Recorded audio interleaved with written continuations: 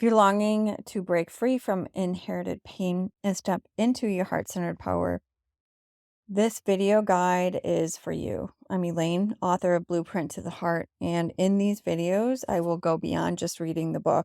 We'll illuminate hidden patterns, explore new healing perspectives, and dive deep into the transformative tools that help me break my own chains.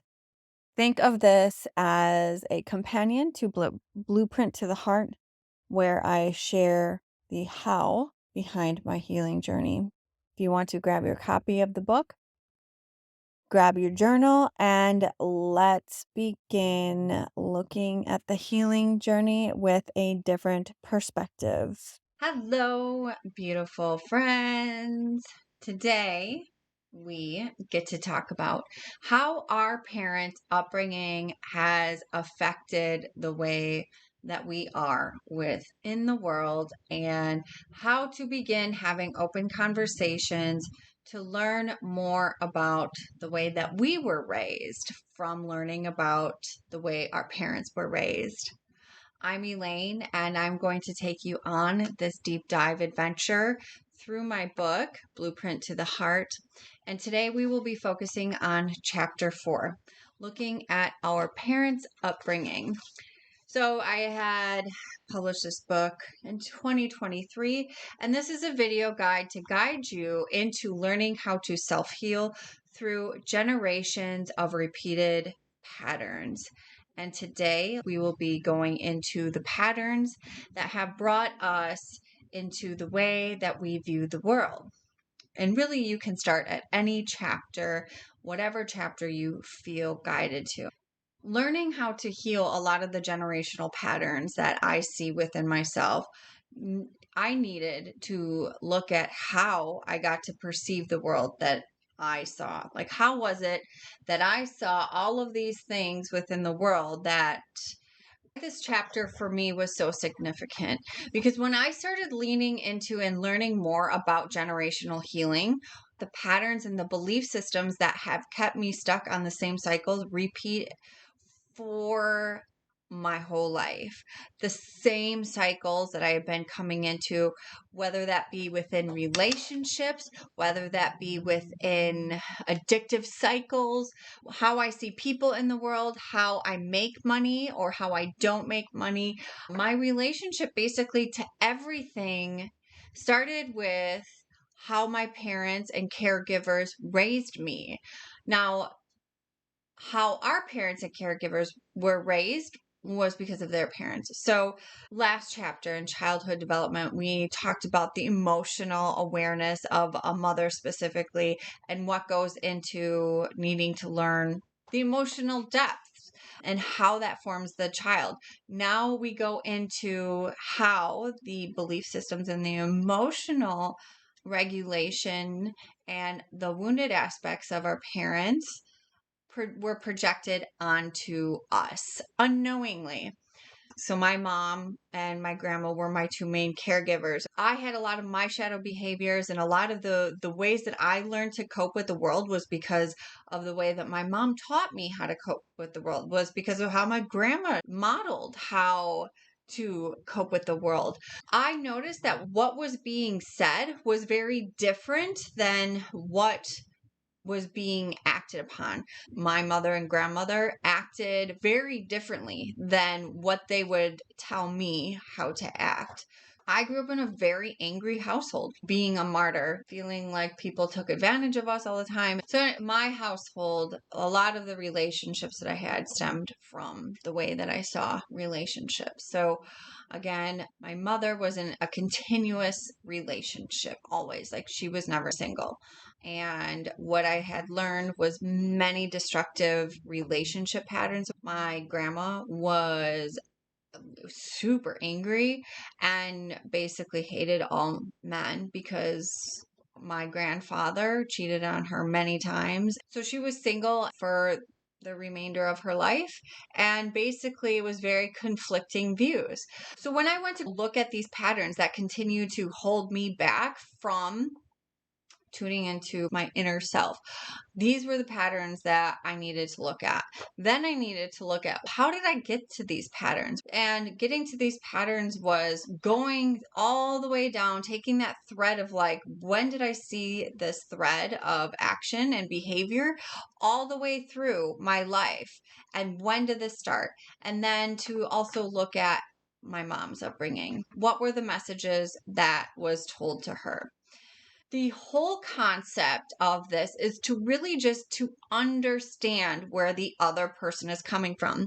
So in our communication styles, in our parent and child relationship, whether you're the child and you're thinking of a parent, or you have both a child and a parent that you are thinking of, the communication typically is not very open.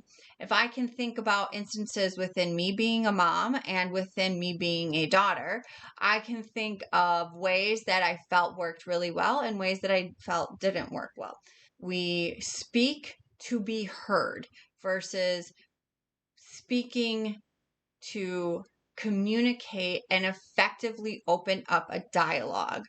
So there's a big difference. There's a big difference between listening and active listening. Active listening requires for us to really shut down the rest of our mind. So, why is it important for us to look at our parents' upbringing, right? Like, why does that even matter? We should just be able to move forward. Let me tell you this, a lot of these aspects that we continue to overlook, these are the spaces that people overlook because it's seemingly insignificant, and it plays such a huge role. For me, understanding why my mom and my grandma parented me in the way that they did was so beneficial for the healing process. I look at myself as a mother, and the first thoughts that I had in learning that I was going to be a mom was, I'm going to do things so different than my mom. So that was the first parenting thought that I had. What was directly to do something different than my mom did. I'm going to do this. I'm not going to do this because of what my mom did or did not do.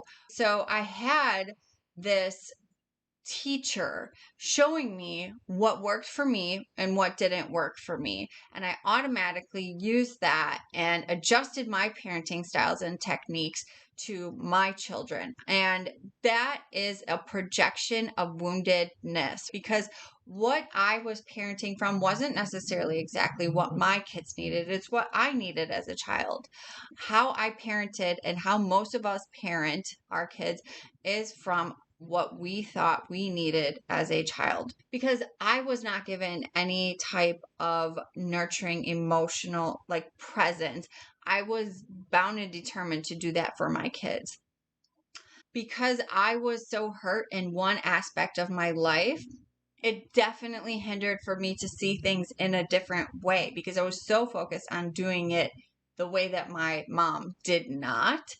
I projected a lot of my inner child wounds onto my parenting, like I said, because I was parenting from a place of the parent that I needed.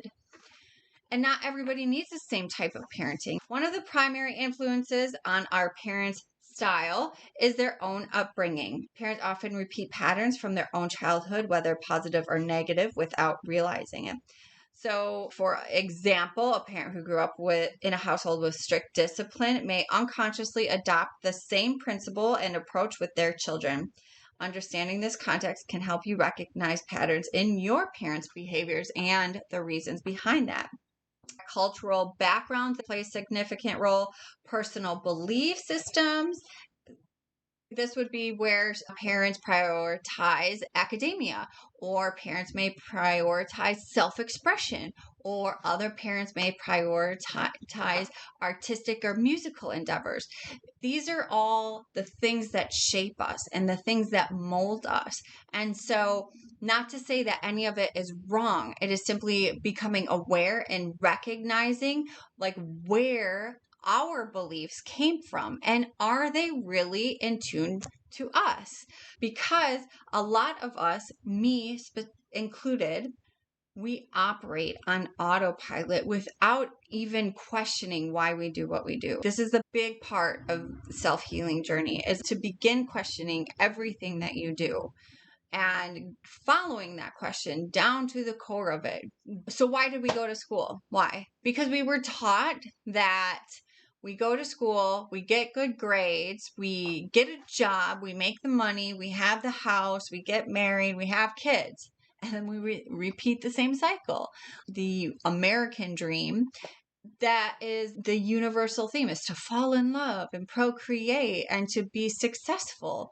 But what is success and what makes people happy is not all the same. And so people have tried to fit and mold into these formulas that are not for you. And this is why questioning what we were told from our parents' upbringing, from the way that our parents parented us, is so crucial, because this really does allow for us to acknowledge what is our actual passion. Is this what my mom wanted for me, or is this what I really want for myself? Type thing. Am I doing this because my dad really wanted me to go and get my master's degree? Or am I proving something to my family? Or do I feel like I have to be or can only be worthy if I have this type of level of success in my life?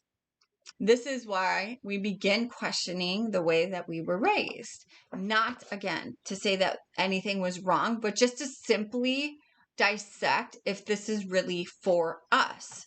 So let's get into the importance of communication within our relationships.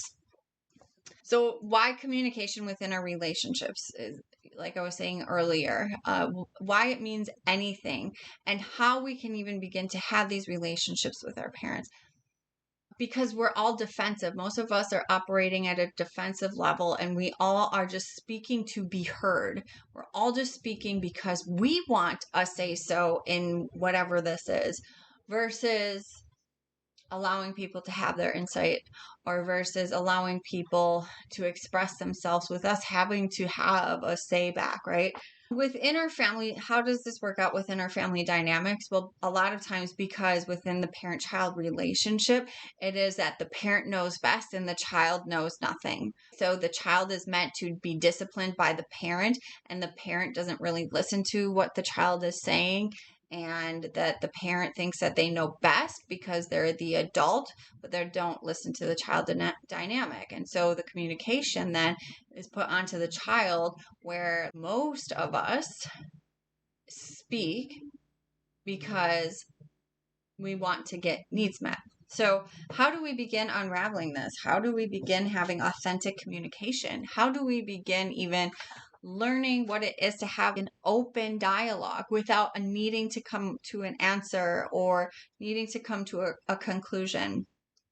So when we're looking at learning to heal, this is about learning how to have conversations and dissolving barriers. So, like when we're looking at our parents' upbringing, because a lot of times we can become very defensive and not want to talk about things, and the communication and really opening up, like what that means for everybody. Children are taught to just be quiet and listen, that a child is to be seen and not heard. As children, we don't often understand why parents make choices that they do. We're just expected to go with it. We're just expected to follow what our parents say. And this goes on beyond, like well beyond into our adulthood. Even though we think that we have moved on beyond that, it is so ingrained within us. It's hard to consciously excavate a lot of these patterns. Parents also may not understand their children's perspective, right? A child doesn't necessarily have the language or the communication skills to be able to effectively communicate what they are actually experiencing. And it's really interesting, because one of the things when I had my son, I bought a whole series of book of feelings, because I knew that emotional negligence was one of the core things that kept me in addictive cycles over and over again. So I got these books, amazing books that talked all about our emotions and everything like that. So my son would be able to hopefully communicate his feelings better than I was able to communicate my feelings. Because at the root of everything, whether you want to see it or not, all of our communication is based on feelings. Even in work scenarios, we want something, we want someone to do something, like the desire is there. The desire is a feeling, because the desire of wanting something is because there is a fear of not getting it. If we think about what we want in life or what we desire, we can look at what the driving force is of wanting that, why we want that, or why we don't want that. This is communication.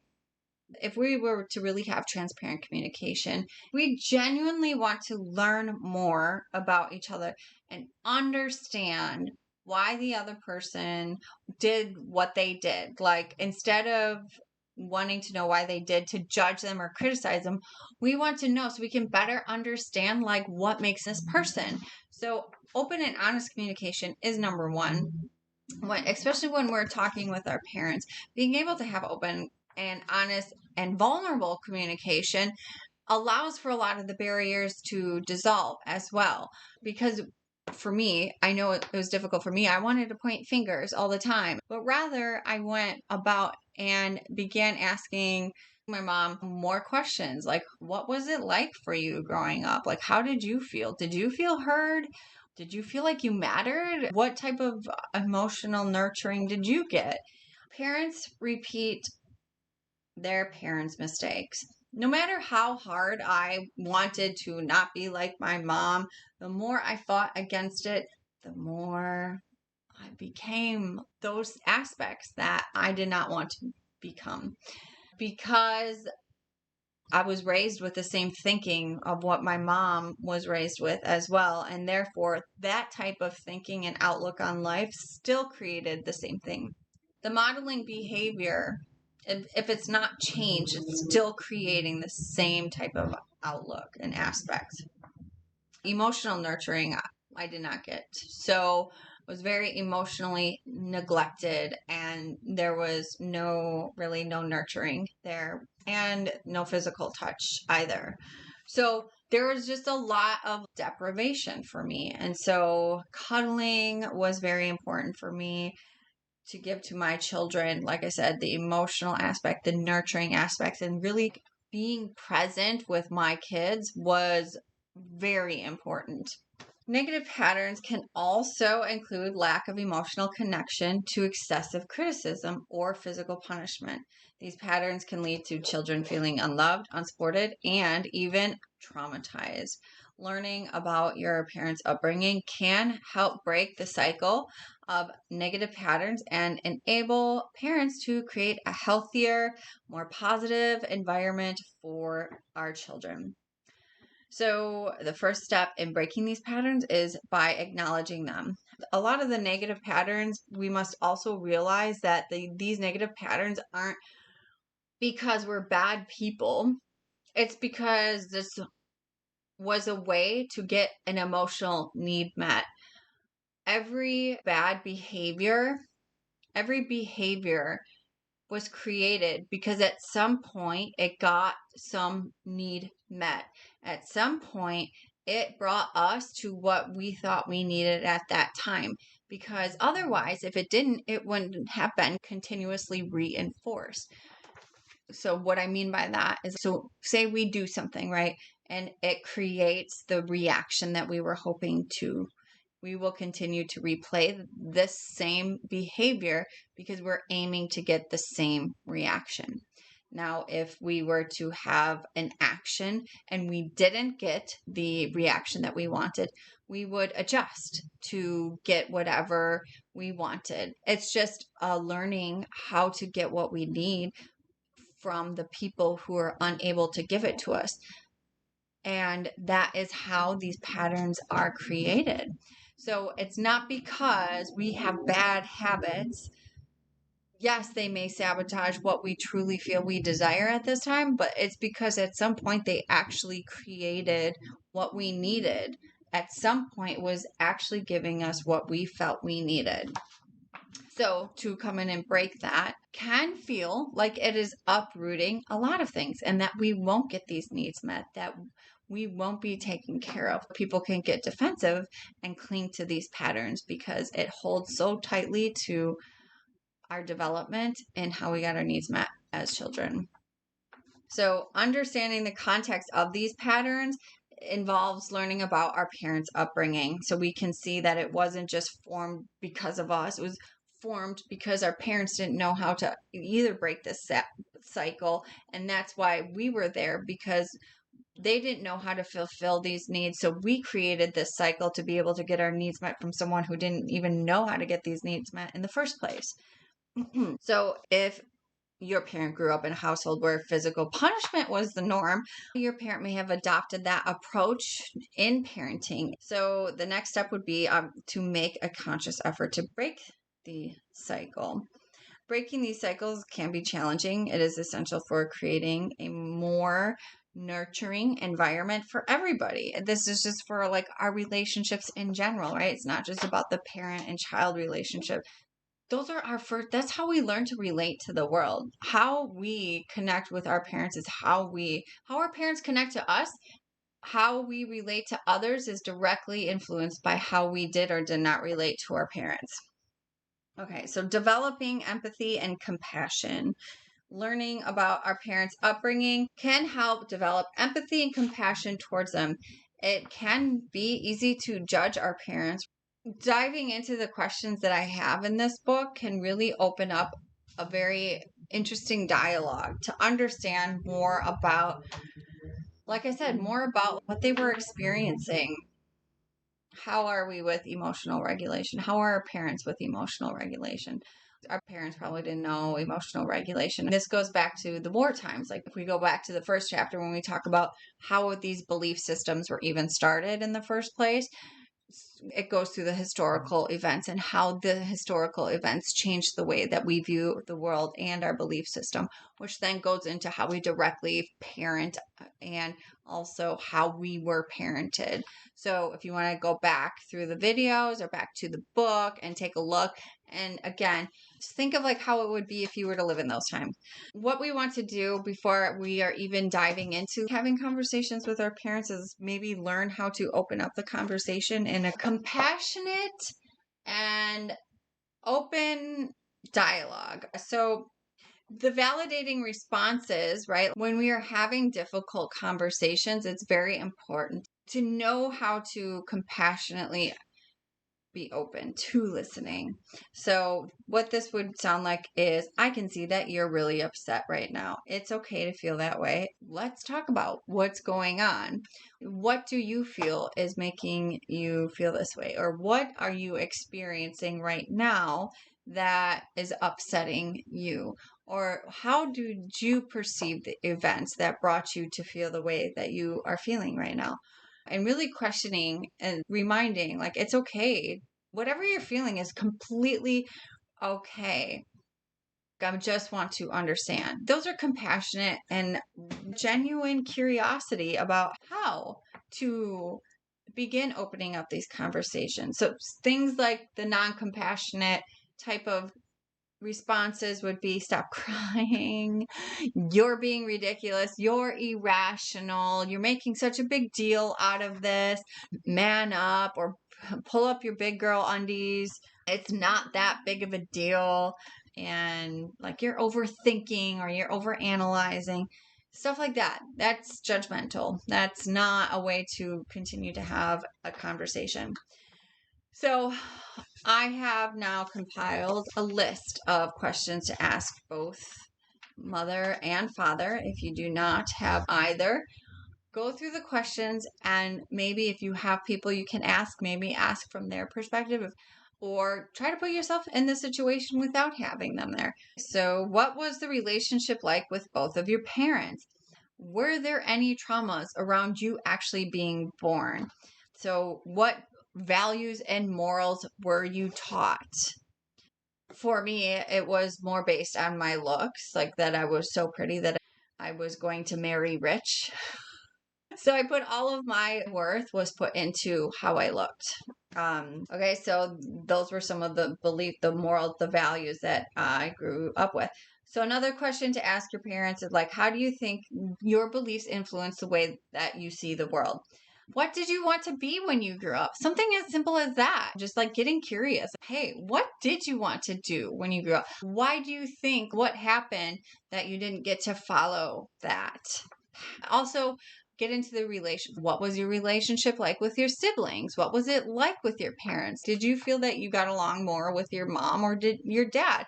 Why was that? What was that relationship? What did you like about that relationship? What didn't you like about that relationship? Is there something that happened that made you feel like there was a significant impact that changed the way that you view the world or that you view relationships? Is there patterns that you have tried to fix that you haven't been able to regulate? Where did you live? What was it like growing up in this area? So these questions are to get your parents to tell their story to you. These questions are really to get your parents to open up so you can understand, like, oh, they had this experience and that is why they parented me in this way. Oh, they had all of this going on, and that is why they weren't able to be there for me in a way that I needed. These are questions for your parent to open up about what it was like for them.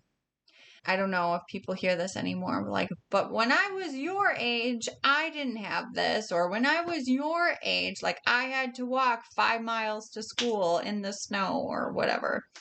And so it was like, I had to do this, and so you should be able to do this. That type of parenting of I survived, and so you like, so the tough parenting coming in, or like comparing someone else's upbringing and saying that, like, it goes to show how much of our past influences the choices that we make today. And being able to understand how our past is, we need to understand how our past was even created in the first place, which is why going to our parents' upbringing and having them be able to tell a story to us. And if they feel that it's irrelevant, right? If you go to your parents and you begin asking these questions, or even so when I approached my mom and I wanted to start to like really learn more about her, it took some time for like open conversations and for me, like all of the questions in here I've asked my mom and I know the answers from my mom, but I became really interested in like really learning more about her. So when we approach our parents, it could sound something along the lines of this. I'm really wanting to learn how to change some of these patterns. And I feel that a lot of the patterns that I have are from my childhood.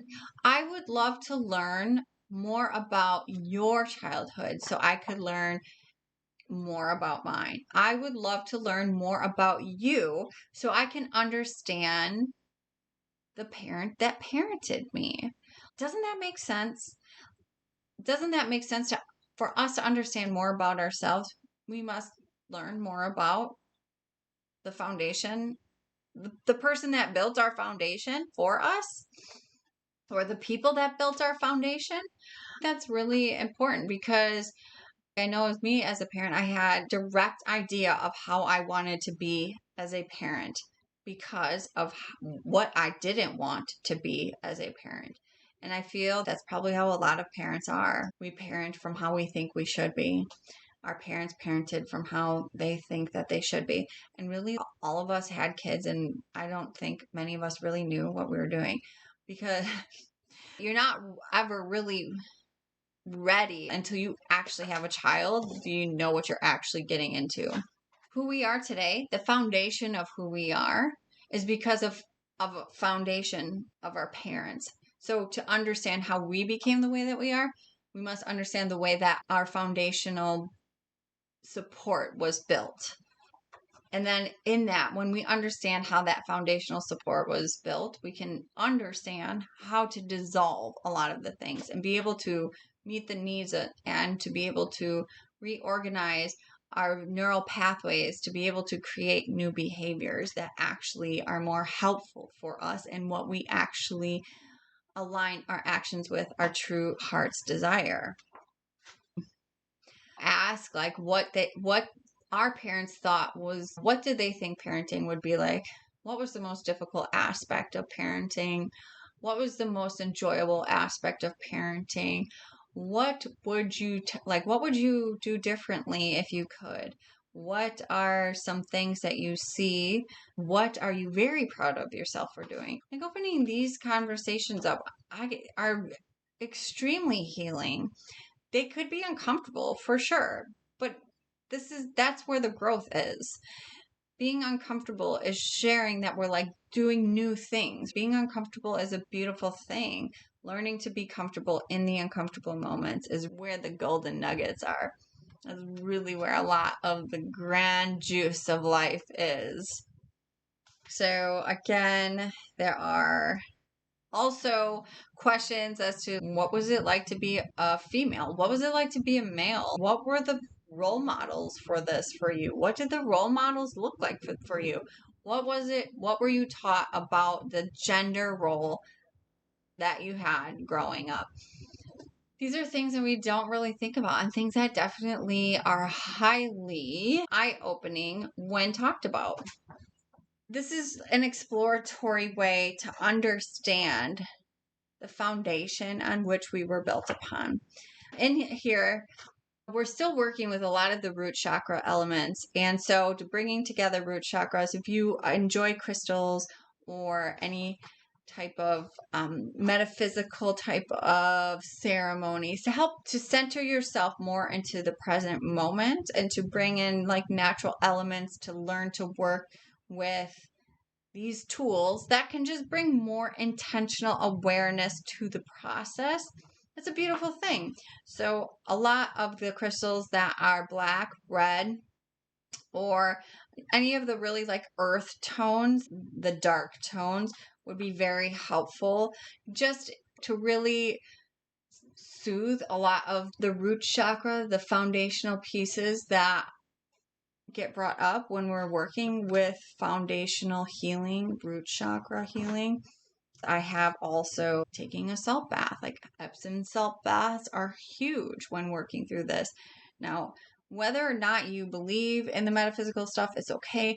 Baths in general are so soothing, but especially adding Epsom salts to your bath, that helps with muscle soreness, but it also helps to ionize the negative ions within the bath, within your muscles, within that. Sound healing, like sound bowls, like singing bowls or wind chimes, any of the binaural beats are fantastic for helping you to connect both sides of your brain, your left and your right side of your brain, and to also help bring you into your body and bring in somatic healing, bringing in your body into your thoughts, into your body, and grounding in that energy. Also taking nature walks, barefoot, whatever, just allowing yourself to ground in this time, because it can be pretty dense and that's okay. But learning how to work in the density is where it's at. So allowing the dense to just be what it is and not labeling it good or bad is how we can learn to move through this with less resistance. The next chapter is childhood trauma.